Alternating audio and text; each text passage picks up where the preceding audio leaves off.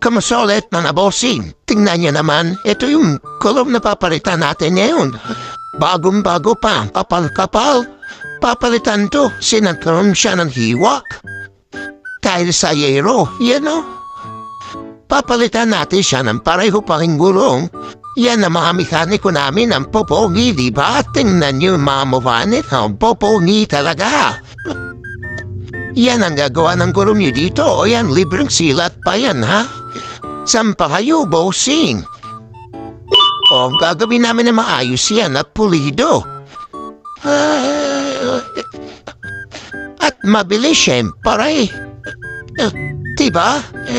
O, tapos na agad, pinakabit na agad.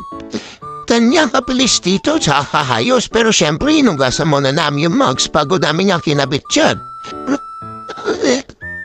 Yung may-ari nito, syuki na namin yan, si Bossing.